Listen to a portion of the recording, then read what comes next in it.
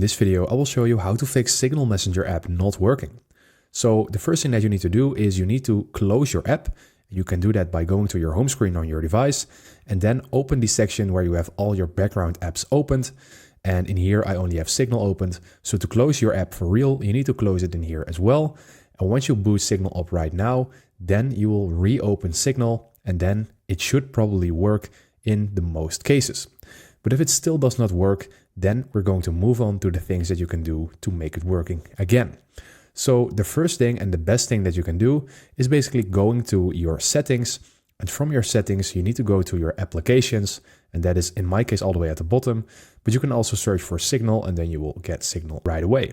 So I'm just going to type it in here, Signal. And then in here, there are a couple of things that we can change in order to make the app run more smoothly.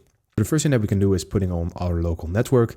And the next thing that we can do is basically putting on our cellular data. Because if you are on cellular data and you have this disabled in here, then you are still on your service with your carrier, but then you won't be able to use Signal because this is turned off. So make sure that this is turned on and then try again if it is working right now.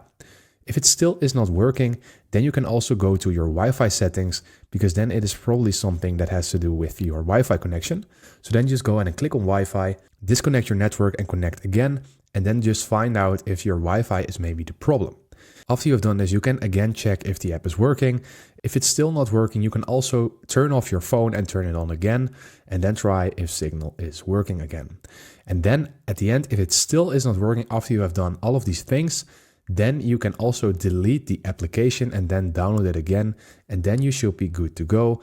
And in between, you can also try to update the app first and then try it again as well. So I'm pretty sure that one of these methods will work for you. Anyway, if this video helped you out, please leave a like and consider subscribing, and then I'll see you in the next one.